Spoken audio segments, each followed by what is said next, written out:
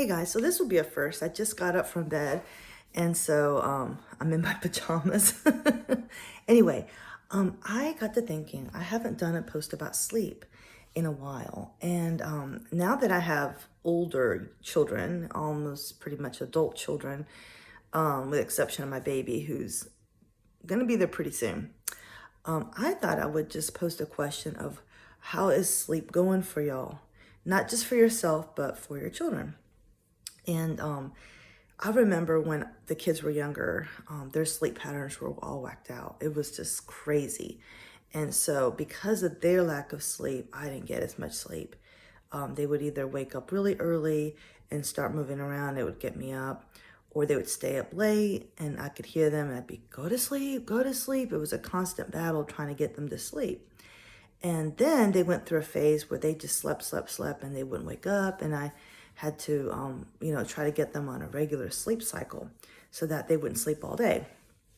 Well, now some things have changed, some things have not. And so I have some that still, have that trouble sleeping while others are doing great. But I guess the key thing is like, can they function? That's the reality of it. Some people just naturally need more sleep than others. And you as a parent know that. If your child's cranky, if they're not doing well in school, not eating right, then you know that they're not getting enough sleep. But if they are doing well and they are not cranky and they seem to be doing fine, then chances are they are getting enough sleep. The statistics change all the time. It used to be that you had to have at least 6 hours of sleep. Then it went up to 8, then it went up to 10 for teenagers and growing kids. And then the number of hours, this is the irony of it all. The number of hours that you actually need to sleep goes down as you get older.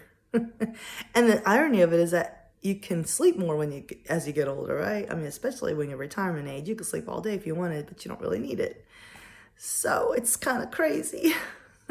It's sad actually that we have to, fight genetics and whatever, our biological clocks. But that's really the reality of it. So how is sleep going for you guys? Just trying to do a check-in. I know that many of you guys are busy parents who are constantly doing something. When you get to sleep finally and you lay in bed, your thoughts of everything that needs to be done the next day, or the things you could not get done that day, or maybe what you could have done differently that day, fill your mind.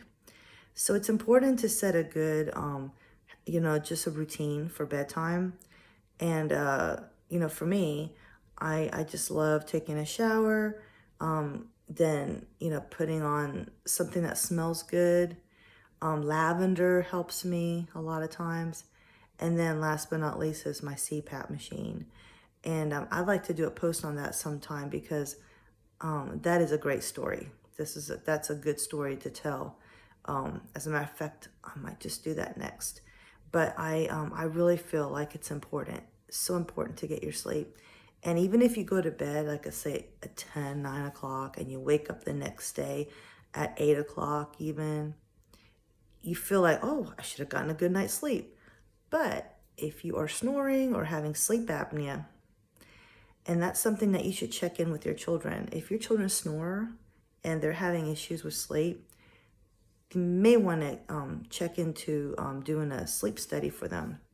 And they may not necessarily need a CPAP, but they might need some medication or maybe some kind of therapy or something to help them so that they can get better sleep. If you have a baby, there are people that specialize in helping parents get their babies to sleep. So, I mean, it's a really important thing to get sleep. That's when you recuperate. That's when your body regenerates. That's when your body grows.